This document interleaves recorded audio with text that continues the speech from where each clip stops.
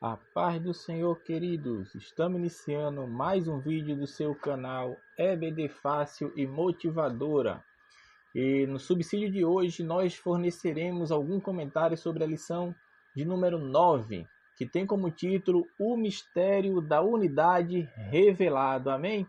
Não se esqueça de deixar o seu joinha, de curtir o nosso vídeo, se inscrever no canal, compartilhar nosso vídeo. Amém? Não se esqueça que na descrição desse vídeo nós temos um teste online. Amém? Na descrição do vídeo tem um teste online para os irmãos clicar no link que vai ser direcionado ao questionário online. Vocês respondendo, ao final já terá o resultado de quantas questões errou e de quantas questões acertou. Pois bem, o nosso tema da lição, como eu falei, é o mistério da unidade revelado. Texto áureo se encontra no livro de Efésios, capítulo 3, versículo 5. O qual, noutros séculos, não foi manifesto aos filhos dos homens, como agora tem sido revelado pelo Espírito aos seus santos apóstolos e profetas. Verdade prática. Deus revelou o mistério que esteve oculto desde todos os séculos aos profetas e aos apóstolos do Novo Testamento. A leitura bíblica em classe encontra-se na carta de Paulo aos Efésios, capítulo 3, dos versículos 1 ao 13. Amém? Então, hoje nós iremos estudar o mistério da unidade revelado. Temos como texto base Efésios 3, do capítulo 1, do versículo 1 ao versículo 13. Pois bem, meus amados irmãos, nós vamos fazer uma breve introdução desta lição bíblica para entrarmos nos pontos da lição bíblica propriamente dita. Amém? Então vamos lá. Nos três primeiros versículos, os três primeiros versículos de onde? Do capítulo 3, Paulo, mais uma vez, ele se identifica como prisioneiro de Jesus Cristo para cumprir a missão de dispenseiro da graça de Deus, ao qual foi revelado o mistério da verdadeira unidade espiritual entre judeus e gentios. O que é que diz lá? Paulo começa como? Por esta causa.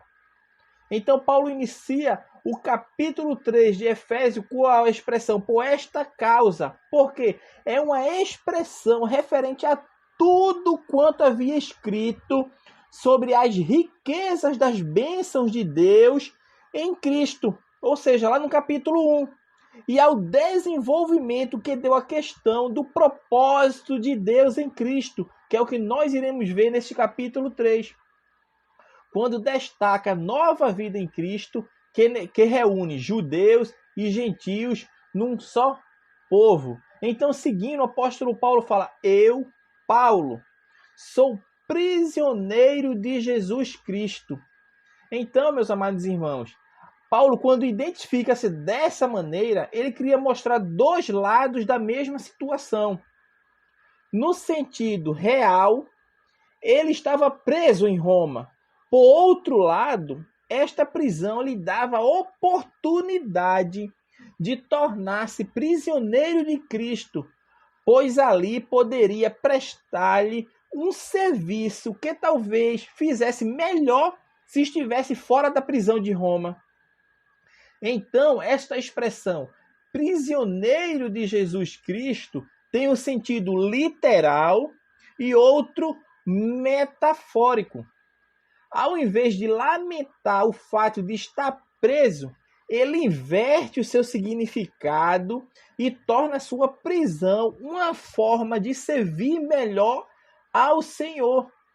Como prisioneiro, sua epístola teria um efeito muito maior entre os crentes de Éfeso. Então, nós vemos que quando Paulo usa a expressão aqui, que ele usou no capítulo 3, versículo 1, por esta causa, eu, Paulo, sou prisioneiro de Jesus Cristo por vós, os gentios. O que o apóstolo Paulo estava usando aqui? Ele estava usando o sentido literal, porque tem um sentido literal, ele estava preso, literalmente ele estava preso, mas também outro princípio metafórico, porque mesmo preso, ele não deixou de servir. E talvez aquela prisão ali dele, como eu falei agora há pouco aqui para os irmãos, fosse uma forma dele servir melhor ao Senhor. Porque como prisioneiro, eu não tenho dúvida que as cartas da prisão do apóstolo Paulo acho que foram recebidas com maior ânimo, com maior alegria, porque os crentes que estavam nas suas cidades, ao receber aquelas cartas, sabiam que o emissário, quem emitiu aquela carta lá, o Paulo, estava preso. Mas mesmo assim ele não se abatia, mas escrevia as cartas, tanto de consolo, tanto de exortação, e sempre fez assim, tanto quando estava em liberdade quanto estava preso. Por isso tem o sentido literal e o sentido metafórico. Amém? No versículo 2, o apóstolo Paulo usa o termo dispensação da graça de Deus. Ele usa esse termo, dispensação da graça de Deus. Então, o significado literal da palavra dispensação, eu já falei disso aqui em outras lições anteriores. O significado de dispensação, que é o significado literal, é a administração. Portanto, a frase fica melhor assim. Agora nós estamos no versículo 2, falando um pouco do versículo 2 do capítulo 3, que diz: se é que tendes ouvido a dispensação da graça de Deus, que para convosco me foi dada. Então, fazendo um parafraseamento aqui deste versículo, nós podemos escrevê-lo assim, entendê-lo assim: tendes ouvido da administração da graça de Deus a vós? Porque essa administração da graça, que é a dispensação da graça de Deus, é uma administração. Então a gente pode usar, parafrasear como: tendes ouvido da administração da graça de Deus a vós, porque essa administração da graça de Deus foi que alcançou a todos o ser humano, a todos, que o plano de Deus originalmente é que todos sejam alcançados através do povo que Deus escolheu e deu essa incumbência. Porém, como nós estudamos na lição anterior, a pedra de esquina foi rejeitada, porque eles rejeitaram o plano de Deus para as suas vidas. Ou seja, o povo israelita, o povo judeu, era o povo que foi escolhido por Deus para levar a mensagem da verdade, a mensagem de Deus aos povos. Porém, eles rejeitaram ao Cristo. E esta incumbência agora passou aos gentios. E os gentios foram alcançados, porque essa administração da graça de Deus foi dada a vós também, como Paulo fala aqui. Então, meus amados irmãos, Paulo se identifica aqui como um administrador dos bens espirituais dados aos gentios. Por isso mesmo é que ele é chamado apóstolo dos gentios. Aqui no versículo 1 ele já fala isso. Por esta causa eu, Paulo, sou prisioneiro de Jesus Cristo por vós, os gentios. E em 2 Timóteo, capítulo 1, versículo 11, ele diz: para o que me foi constituído pregador e apóstolo e doutor dos gentios, ou instrutor dos gentios. Então, Paulo é identificado como o quê? Ele se autodenomina como apóstolo dos gentios, porque essa administração dos bens espirituais, ele tem como se fosse o administrador desses bens espirituais. E esses bens espirituais foram dados a quem? Dado aos gentios. Por isso ele é chamado apóstolo dos gentios, como eu falei agora há pouco. Então, como administrador ou dispenseiro da graça de Deus, não significava que Paulo tivesse poder para salvar. Isso é bom deixar isso bem claro, meus irmãos. Que eu falei agora anteriormente, que ele, como um administrador dos bens espirituais, ele se identifica como um administrador dos bens espirituais dados aos gentios. Mas preste atenção, isso não significava que Paulo tivesse poder para salvar ou dar a graça de Deus aos homens, mas ele agiria como um mordomo para distribuir e apresentar a graça e a salvação de Deus. É bom que os irmãos frisem isso bem para não pensar que a salvação estava vindo de Paulo. E como referência a esse ponto que eu falei, eu deixo aqui 2 Coríntios, capítulo 10, versículo 1. Paulo que escreveu também, que está escrito assim: além disto, eu, Paulo, vos rogo pela mansidão e benignidade de Cristo. Eu que, na verdade, quando presente entre vós, sou humilde, mas ausente e ousado para convosco. Eles dão outra referência, eu não vou citar agora o texto bíblico, não vou ler o versículo bíblico, mas os irmãos podem anotar e ler quando forem ministrar a sua aula, que se encontra no livro de Gálatas, capítulo 5, versículo 2 e 3, e Colossenses, capítulo 1, versículo 23. Amém? Que mostra aqui que Paulo é apenas um mordomo para distribuir e ele apresenta esta graça e a salvação de Deus. Paulo não tinha o poder para salvar, preste atenção, ele é apenas um administrador dos bens espirituais, assim como nós também somos. Nós somos um administrador, um mordomo de Cristo Jesus nessa terra aqui. E como mordomos de Deus, nós temos o dever e a incumbência de apresentar a graça e a salvação de Deus a todos quantos não o aceitaram como Salvador da sua vida. Amém? Isto foi uma introdução um pouco demorada, uns 10 minutos, mais ou menos, 9 minutos de introdução, mas é interessante que os irmãos venham a situar no que nós iremos comentar agora na lição bíblica, porque o primeiro ponto, o primeiro tópico da lição, fala o mistério oculto no Antigo Testamento. Ou seja, então o mistério estava oculto no Antigo Testamento. Então o autor da lição bíblica começa para a gente entender o conceito bíblico de mistério. Então vamos lá saber o que é mistério. Então vamos lá. Um mistério, meus irmãos, é qualquer verdade divina. O que é um mistério? Se eu perguntar para qualquer irmão aqui, os irmãos agora sabem que é qualquer verdade divina. Eu estou falando de mistério no contexto bíblico, porque o primeiro ponto é dizendo o conceito bíblico de mistério. Então, um mistério é qualquer verdade divina, antes oculta, que nos foi revelada para o que fôssemos iluminados, Meus irmãos, a própria palavra grega aqui usada, que é mysterion, sabe o que ela significa? Literalmente, significa segredo, rito secreto ou doutrina secreta. Então, nas páginas do Novo Testamento, um mistério é alguma realidade espiritual antes estava oculta nos conselhos divinos, mas que agora ele nos desvendou.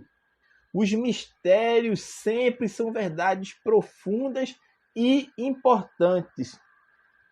Então, o que é mistério? Um conceito bíblico de mistério é o quê? Mistério é qualquer verdade divina, antes oculta, que nos foi revelada para que fôssemos iluminados.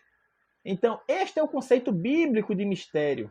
E no Novo Testamento, como eu falei, é bom, importante e de primazia os irmãos terem isso em mente, que no Novo Testamento, o mistério, meu irmão, um mistério no Novo Testamento é alguma realidade espiritual antes oculta nos conselhos divinos, mas que agora ele nos desvendou, foi tirado à venda, tirou-se o véu e nós podemos compreender este mistério que nos foi revelado. Amém? O segundo subtópico deste primeiro tópico fala o desconhecimento do mistério e o terceiro fala o mistério e os profetas da antiga aliança. Vou falar desses dois pontos em um único ponto para que os irmãos consigam compreender e entender. O versículo 3, o apóstolo Paulo fala como me foi este mistério manifestado pela revelação. Observem, este mistério foi manifestado pela revelação. Paulo faz questão de frisar o fato de que o evangelho aos gentios lhe fora dado especialmente para que eles quem os gentios, fossem incorporados aos privilégios do reino de Deus, tanto quanto os judeus. Então, a fonte do ministério de Paulo aos gentios, meus irmãos, está na experiência com Cristo no caminho de Damasco. Nesta experiência, Paulo viu Jesus e ouviu sua ordenação para o ministério entre os gentios, conforme está lá em Atos, capítulo 9, versículo 15, que diz: Este é para mim um vaso escolhido para levar o meu nome diante dos gentios e dos reis e dos filhos de Israel. Os irmãos prestaram bem atenção. Então, Cristo comissionou Paulo para exercer o ministério entre os gentios também. Atos capítulo 9, versículo 15. Os irmãos têm como referência aí, que mostra lá que é para levar o nome de Cristo diante dos gentios. Não é apenas dos filhos de Israel e dos reis, não, mas diante dos gentios. Então, esse mistério que fora desconhecido, agora foi revelado ao apóstolo Paulo. Então, meus amados irmãos, a visão de Cristo não só converteu, como mudou o rumo de sua vida. Isso é interessante, porque a visão de Cristo, a conversão de Paulo, não só foi um ato só de conversão, mas mudou totalmente o rumo de quê? O rumo de sua vida. De apaixonado e fanático de Deus, ele agora tornou-se um apóstolo dos gentios. Então a revelação inicial desse ministério deu-lhe ali no caminho de Damasco, e posteriormente essa visão tornou-se mais ampla. Então o grande mistério oculto só foi conhecido dos gentios através de Paulo. A quem foi revelado? Porque esse mistério foi revelado ao apóstolo Paulo. Ele tornou conhecido a todos os homens o propósito divino para com suas vidas e a maneira particular de Deus revelar-lhe o mistério divino de salvação. Se os irmãos perceber que no versículo 9 as palavras revelação e demonstrar estão intimamente ligadas com a palavra mistério. Então vamos lá, versículo 9 do capítulo 3. E demonstrar a todos qual seja a dispensação do mistério, que desde os séculos esteve oculto em Deus, que tudo criou. Esse mistério, meus irmãos, é revelado em dois ângulos. Presta atenção, esse mistério é revelado em dois ângulos. A revelação de Cristo na sua forma glorificada e a revelação da união de judeus e gentios, formando um só povo e participando dos mesmos privilégios. Então, existem esses dois ângulos, esse mistério é revelado nesses dois ângulos que eu falei aqui. Uma é a revelação de Cristo na sua forma glorificada e a revelação da união entre judeus e gentios, tornando um só povo e participando dos mesmos privilégios. Então, meus amados irmãos, a revelação do mistério do Cristo glorificado e a razão dessa glória são 4 destaques especiais. Então, vamos lá mostrar esses 4 destaques especiais. Primeiro, o mistério do Cristo encarnado. O mistério do Cristo encarnado. E como referência nós temos em Timóteo, deixa eu ver aqui, em 1 Timóteo capítulo 3, versículo 16. 1 Timóteo capítulo 3, versículo 16. E sem dúvida alguma, grande é o mistério da piedade. Aquele que se manifestou em carne foi justificado em espírito, visto dos anjos, pregado aos gentios, crido no mundo e recebido acima na glória. Então, este é o primeiro ponto desses 4 destaques especial sobre a revelação do mistério do Cristo glorificado e a razão desta glória. Então, primeiro, o mistério do Cristo encarnado, 1 Timóteo 3,16. Segundo, o mistério da igreja como o corpo de Cristo, 1 Coríntios capítulo 12, versículo 27. 1 Coríntios 12, capítulo 12, versículo 27. Ora, vós sois o corpo de Cristo e seus membros em particular. Terceiro, o mistério da presença de Cristo dentro de nós, morando em nós.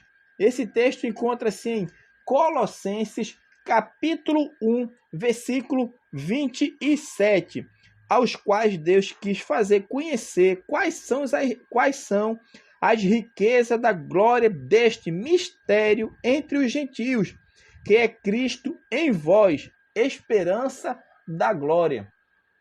E quarto e último, o mistério da igreja como esposa de Cristo. Encontra-se no livro de Efésios, capítulo 5, versículo 32. Grande é este mistério, digo, porém, a respeito de Cristo e da igreja. Então, meus amados irmãos, esses mistérios estavam ocultos. Aonde? Estavam ocultos na eternidade. Estava oculto na eternidade. Então, meus amados irmãos, este primeiro ponto aqui ao qual nós estamos encerrando, o primeiro tópico da lição, que nos fala que o mistério oculto no Antigo Testamento, a gente vê que esse mistério estava oculto. Porém, meu irmão, ele estava oculto, mas não totalmente. Porque a gente percebe quando vai ler o Antigo Testamento que os escritores, eles não apenas conheciam a respeito das bênçãos prometidas aos gentios, mas eles fazem menção a essa bênção. Eles fazem menção. Então, o mistério foi tirado completamente, foi totalmente revelado na nova aliança, porém, já estava em parte, tinha algum conhecimento em parte, só eles não sabiam como que isso ia ser manifestado, como que eles iam ser alcançados. E isso foi revelado na nova aliança, que é o que nós entraremos agora, que é o segundo tópico da nossa lição, segundo tópico da lição, que nos fala o mistério revelado no Novo Testamento. O mistério revelado no Novo Testamento. Então nós vamos falar sobre a revelado aos apóstolos e profetas e o mistério oculto revelado e depois a magnitude do mistério. Então, o grande mistério que Paulo desejava revelar à igreja em Éfeso, meus irmãos, era a participação plena dos crentes gentios na salvação efetuada na cruz. Este era o grande mistério. A posição dos gentios no corpo de Cristo e a sua participação conjunta com os judeus veio de encontro a vários conceitos errados sobre os privilégios espirituais. Por quê? A igreja é a união de todos os crentes em Cristo, independente de raça, independente de língua ou nação. Ela é a constituição divina, formando um só povo, ou seja, uma só fé e um só Senhor. Então, todos com os mesmos privilégios. Então, todos têm os mesmos privilégios.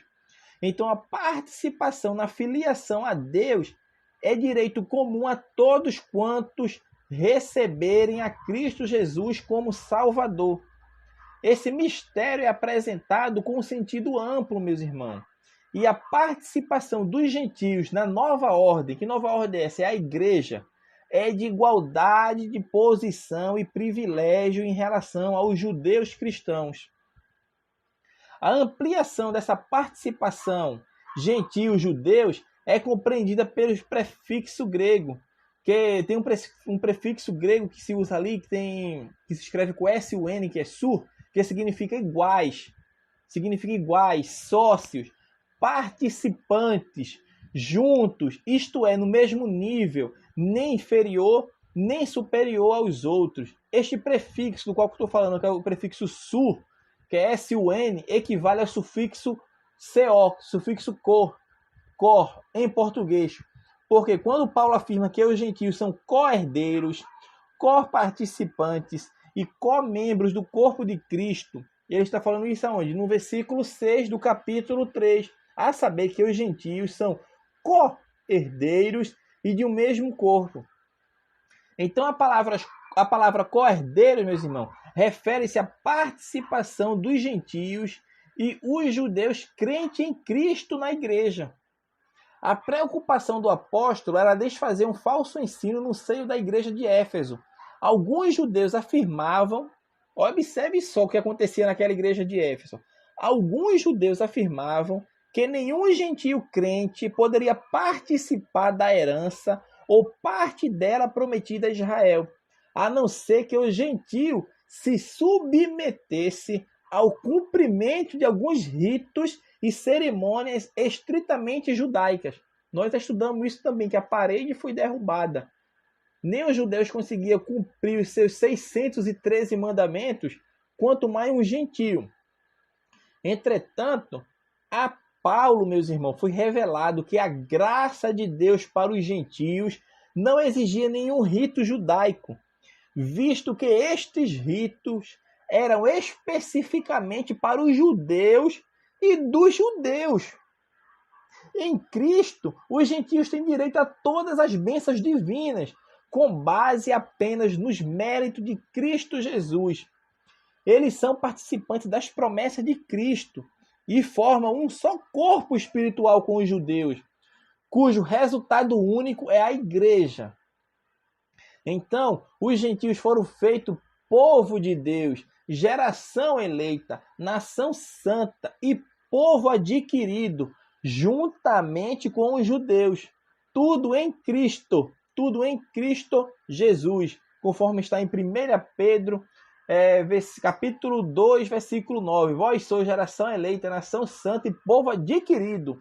Glória a Jesus por isso. Então, o terceiro tópico dessa lição, o terceiro subtópico desse tópico segundo, que tem como tema a magnitude do mistério, vamos comentar um pouco sobre a magnitude desse mistério, porque o mistério foi revelado no Novo Testamento, para passarmos para o último tópico da nossa lição. Então vamos lá, a magnitude do mistério. A dimensão e a abrangência do mistério revelado já tinham sido anunciadas pelo apóstolo, meus irmãos, ao asseverar que a vontade divina era de tornar a congregar em Cristo todas as coisas. Nós comentamos sobre esse texto bíblico, que se encontra lá no livro, em Efésios também, em Efésios capítulo 1, versículo 10, a parte A. Então a harmonia que fora destruída pelo pecado desde o Éden, agora entrou em processo de restauração por meio da cruz de Cristo. Essa restauração é completa, meus irmãos, e compreende tanto as coisas que estão nos céus, como as que estão na terra. Então, na plenitude dos tempos, Cristo será reconhecido como o cabeça de tudo. No instante presente, Cristo já é a cabeça da igreja, já é o cabeça da igreja. E o autor da unidade. Quem é o autor da unidade? É Cristo, o autor da unidade entre judeus e gentios. Mas num tempo determinado, acontecerá a submissão do mundo a ele, como a cabeça. E aquela unidade pela qual ansiamos, virá com o domínio de Jesus Cristo sobre toda a terra. Então, esta é a magnitude do mistério que foi revelado aos profetas e apóstolos do Novo Testamento. Então, isso é um mistério que foi revelado, a sua magnitude é tremenda, porque Cristo será reconhecido como cabeça de tudo.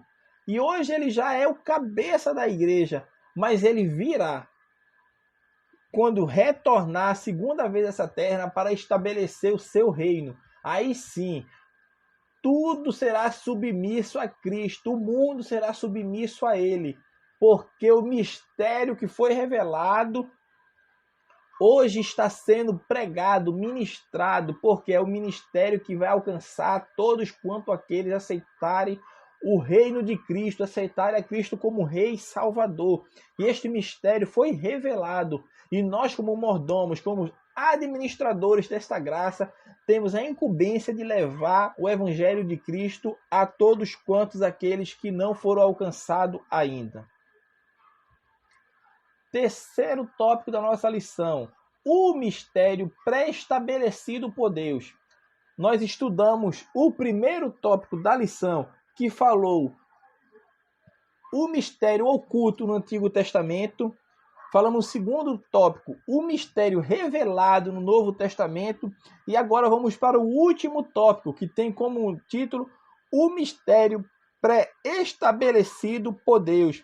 E o primeiro subtópico fala as riquezas insondáveis de Cristo. As riquezas insondáveis de Cristo. Isso está onde? Está no versículo 8. Então, o versículo 8 nos fala assim, meu irmão, do capítulo 3. A mim, o mínimo de todos os santos, me foi dado esta graça de anunciar entre os gentios, por meio do Evangelho, as riquezas incompreensíveis de Cristo. Então, nesse versículo 8, Paulo está usando um superlativo para poder dizer mais livremente das verdades reveladas. Ele diz, a mim, o mínimo, ou seja, o menor de todos os santos, sendo que no original, esse superlativo aparece ainda mais acentuado. Sabe como aparece? Significando assim, a mim, que sou o menor dos menores entre todos os santos. Entenderam? Ele fala o mínimo. No original, o significado fica a mim, que sou o menor dos menores entre todos os santos. Então, sua afirmação, meus irmãos, não possui fingimento de maneira nenhuma. O apóstolo Paulo aqui não está usando essa afirmação de fingimento, não. A graça dos mistérios de Cristo era maior do que ele podia humanamente compreender. Paulo sabia quão insondável, meus irmãos, é penetrar nos arcanos divinos, a não ser que Deus os revele, como ele havia feito. O grande mistério revelado, meus irmãos, alcançava um grau superior, além das possibilidades da mente humana. As riquezas insondáveis de Cristo, meus irmãos, não eram apenas o evangelho poderoso ou o conhecimento da doutrina de Cristo ou uma revelação parcial da glória de Cristo expressa no Calvário e na sua ressurreição, mas era o próprio Cristo, meus amados irmãos. Era o próprio Cristo. Então, o privilégio de Paulo era pregar aos gentios a Cristo como Salvador e declará-los incluídos como participantes das bênçãos de Cristo.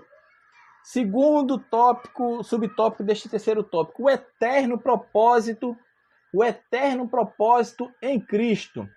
Então vamos lá, vamos abordar esse tema aqui, o eterno propósito em Cristo, abordando de algumas maneiras. Então vamos falar primeiro, o mistério estava oculto em Deus. Primeira coisa, o mistério estava oculto em Deus, conforme o versículo 9. Então, o mistério revelado é a união de gentio e judeu. Então, esse mistério foi traçado e planejado no conselho divino antes da existência dos séculos. E só agora foi revelado a Paulo. Agora, por que este fato estava envolto em mistério? No texto está assim, que desde os séculos esteve oculto em Deus, que tudo criou. É o versículo 9, finalzinho. Então a expressão desde os séculos esteve oculto explica-se no original grego como sendo desde o começo das idades. Então as idades são longos espaços de tempo marcados por sucessivas etapas da criação. O mistério esteve oculto em Deus. assim como todas as coisas foram criadas por Deus, ele tem o direito de manter em segredo o que lhe convém e só revelar quando satisfazer seus propósitos. Então, o mistério da salvação foi oculto dos homens por várias dispensações, por vários tempos, e somente revelada no Novo Testamento, na Nova Aliança. Esse mistério foi guardado por Deus para o tempo que ele designou na sua presciência e só revelado agora, na presente dispensação. Eu acredito que seja uma revelação de Deus, uma revelação progressiva. A gente vê isso já no sistema sacrificial que Deus estabeleceu na lei mosaica. Por quê? Porque já estava na mente de Deus, na sua presciência, Deus já tinha planejado tudo como deveria ocorrer. Os judeus certamente entenderam quando Cristo apareceu no Rio Jordão, João Batista olha para Cristo e fala: eis o Cordeiro de Deus, aquele que tira o pecado do mundo. Se não fosse o sistema sacrificial, esta frase ia parecer coisa de loucura, mas não. Mas os judeus entendiam o que significa sacrifício, sabiam o que era cordeiro e sabiam o que acontecia com o cordeiro que tirava o pecado. Era o sacrifício que era executado pelo sistema sacrificial judaico estabelecido por Deus ali com Moisés na lei mosaica, e os judeus entendiam bem. Então esse mistério de Cristo como Cordeiro de Deus foi um mistério que foi uma revelação progressiva de Deus. Agora já o mistério da salvação que foi para alcançar toda a humanidade, e só agora foi revelado esse mistério, foi tirado o véu e trouxe a luz. Deus iluminou e deu a Paulo esse mistério, essa revelação. Os profetas do Antigo Testamento certamente já sabiam disso. Eles não saberiam como que isso ia acontecer. E aí entra em cena o quê? A revelação progressiva de Deus, que foi através de Cristo, que foi o Cordeiro que foi morto, foi imolado, foi morto pelos meus pecados e pelos teus pecados. Então essa revelação progressiva de Deus se manifestou agora. Esse mistério se revelou no Novo Testamento, na Nova Aliança, e todos temos pleno conhecimento da obra salvífica de Cristo. Então, este mistério foi revelado, como eu falei, primeiro, esse mistério estava oculto em Deus, e segundo, que está no capítulo 10, o mistério revelado à igreja. O capítulo 10 não, o versículo 10 do capítulo 3 fala como? Para que agora, pela igreja, a multiforme sabedoria de Deus seja conhecida dos principados e potestade nos céus. Então, nós temos agora um mistério revelado à igreja. No versículo 10 tem uma revelação de que a igreja é constituída de ambos os povos. De quem? Judeus e gentios. Quem não é judeu é gentio. Todo estrangeiro, toda pessoa que não é judeu é gentio. Então a igreja é composta de quem? Tanto de judeus quanto de gentios. Ela não foi uma solução acidental. Eu gosto sempre de frisar isso, que a igreja não foi uma solução acidental, nem um remédio de última hora. A igreja sempre fez parte do plano pré-estabelecido e elaborado por Deus antes da fundação do mundo. A sua constituição, meus irmãos, é a revelação do mistério oculto em Deus. Não a igreja meramente humana ou política, mas a igreja que forma o corpo místico de nosso Senhor Jesus Cristo. E também o mistério é revelado aos anjos, conforme o finalzinho desse versículo 10. A revelação desse mistério foi feita não só à igreja, mas também aos principados e potestades nos céus. Que são os principados e potestades nos céus? Até ser revelado à igreja, o mistério da salvação, meus irmãos, era desconhecido até dos próprios anjos. Foi através dela que eles vieram a conhecer esse mistério. Então, principados e potestades são categorias especiais de anjos, tanto entre os anjos de Deus como entre os anjos caídos.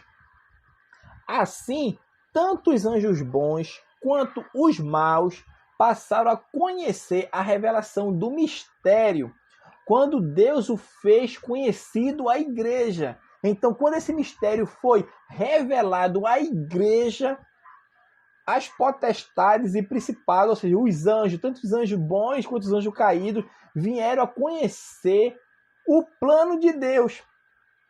Então, a expressão seja conhecida, no versículo 10, lá no finalzinho, fala, seja conhecido dos principados e potestades, nos dá a ideia de que tanto os anjos de Deus quanto os anjos caídos foram surpreendidos com a revelação feita inicialmente à igreja e não a eles. E isto é tremendo, porque o ser humano, na sua forma decaída, depravada, e Deus vai lá em busca dele, já diferente dos anjos, que os anjos caídos já perderam. Por isso, agora sim, aqueles anjos que estão diante de Deus, os anjos que não se rebelaram contra Deus, esses anjos já estão eleitos para a salvação. E hoje, quem está eleito para a salvação? A igreja de Cristo que está eleita. Então, quem estiver na igreja, quem estiver em Cristo, este sim gozará de plena salvação no futuro, se assim não morrer, porque quando morrer já foi a morte já era. Então, morreu, já é ali o seu destino.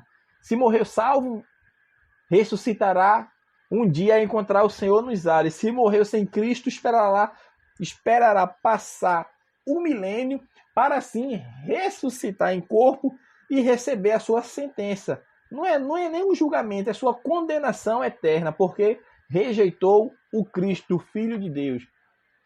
E o último subtópico desta lição, meus irmãos, para nós encerrarmos este subsídio bíblico, que é o plano divinamente pré-estabelecido.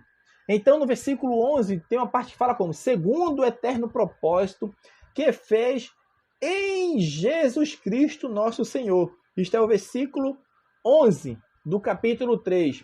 Segundo o eterno propósito que fez com Jesus Cristo nosso Senhor. Então, a execução deste propósito só poderia ter acontecido por meio de Jesus Cristo. O plano divino tinha a pessoa de Cristo como seu objetivo central. A expressão propósito eterno ou eterno propósito nos ensina que todas as coisas na criação seguem um propósito pré-estabelecido. Na sabedoria divina, esse propósito foi elaborado na eternidade. Eu estou falando na sabedoria divina, na mente de Deus, no coração de Deus. Esse propósito foi elaborado na eternidade e executado na manifestação do Filho de Deus, feito carne. Conforme fala lá em João, capítulo 1, versículo 14. Então, em obediência a este propósito, a igreja segue para o seu destino eterno. E cada crente em Cristo, particularmente como parte da igreja, tem ousadia, ou seja, tem liberdade em Cristo e acesso, livre entrada, meus irmãos, ao reino de Deus. Ninguém pode ter acesso a Deus por outra via, a não ser Jesus, conforme fala lá em João 14, versículo 6. E no versículo 13 do capítulo 3 de Efésios, nos portanto, vos peço que não desfaleçais nas minhas tribulações por vós, que são a vossa glória. Então a igreja em Éfeso sabia que Paulo passava por tribulações e que as enfrentava por amor a Deus e para o bem da sua igreja querida. Em outro texto das Escrituras, a gente pode ver lá em Atos, capítulo 20, dos versículos 18 ao 35, o apóstolo fala de suas tribulações passadas em Éfeso. Eu deixo como referência esse texto para os irmãos perceber as tribulações que Paulo passou em Éfeso. Está lá em Atos, capítulo 20, do versículo 18 ao 35. A igreja em Corinto, ele lembra as aflições sofridas na Ásia. Está lá em 2 Coríntios, capítulo 1, do versículo 8 ao 11. Então, meus irmãos, o apóstolo Paulo lembra as suas tribulações e as reputa como glória da igreja em Éfeso, para que os crentes não venham desfalecer. Sabendo que os crentes estavam enfrentando lutas e tentações a ponto de quase esmorecerem na fé, Paulo os anima. Paulo vem animando eles, pedindo-lhes que não desfalecessem pelo fato de ele estar preso. Eu estou preso, vocês estão soltos, porque vocês querem desfalecer. Então Paulo vem mostrando isso, porque quando ele fala, portanto, peço-vos que não desfaleçais nas minhas tribulações, Paulo estava dizendo, não fique triste porque eu estou preso. Eu estou preso, mas veja a obra que eu estou fazendo mesmo em prisão. Olha as cartas que eu estou enviando, essas cartas que eu estou enviando para você, mostrando as bênçãos de Deus, o mistério que Deus estava oculto em Deus e agora que foi revelado. E essa incumbência está cabendo agora a vocês que estão livres para levar o evangelho de nosso Senhor Jesus Cristo a todos quantos ainda não o receberam. Vai pelas nações, vai pelas estradas, vai pelos valados, vai pregando o evangelho. E Paulo estava incentivando, dando ânimo. Então a grande lição do apóstolo dos gentios, meus irmãos, é a de que a igreja tirasse proveito espiritual dos seus sofrimentos e entendesse a glória escondida no mistério dessa prisão. Ele estava preso porque expusera sua vida para pregar-lhes o evangelho. Seus sofrimentos não deviam representar um peso na consciência dos efésios. Não, esse sofrimento de Paulo não tinha que ser um peso na consciência dos efésios, mas tinha que ser lucro e ser glória para eles por Jesus Cristo. Então sua prisão não seria impedimento para o exercício do seu ministério. No interior frio e cinzento do cárcere de Roma, Paulo havia recebido a revelação do grande mistério da salvação para os gentios. Então, meus amados irmãos, que os irmãos possam meditar. Acredito que os irmãos, essa lição foi maravilhosa porque nos mostrou que esse mistério da unidade foi revelado. Tanto judeus quanto gentios são únicos agora, fazem parte de um único povo, que é a igreja de Cristo. E esse mistério foi revelado através do apóstolo Paulo. Através de Cristo, de Deus, para o apóstolo Paulo. Foi revelado para o apóstolo Paulo. Foi tirado o véu, foi tirado o lençol, foi tirada a cobertura. E esse mistério agora, que estava oculto em Deus, agora foi revelado na nova aliança. E esse mistério que esteve oculto agora pertence a mim e a você, a levar, a mostrar que o mistério foi desvendado, o mistério que estava oculto agora está aberto, foi tirado o véu para todos aqueles que acreditam em Cristo Jesus. O mistério da salvação agora está em suas mãos. Cristo agora deu esta administração nas nossas mãos para levarmos o seu evangelho do reino, a sua palavra de verdade, os seus juízos e a sua libertação aos cativos, o que tem o coração contrito, aos que estão atribulados de espírito, porque Cristo veio para dar vida e vida com abundância a todos aqueles que o aceitarem. Então, meus amados irmãos, era este subsídio que nós queríamos trazer nesta lição de hoje, a lição 9, Adultos, Mistério da Unidade Revelado. Não se esqueça de se inscrever no nosso canal, deixe seu joinha aí no nosso vídeo. Não se esqueça que nós temos um teste online na descrição deste vídeo. Compartilhe o nosso vídeo, se inscreva no nosso canal, abençoe o nosso trabalho em nome de Jesus e até a próxima aula, se assim Deus permitir.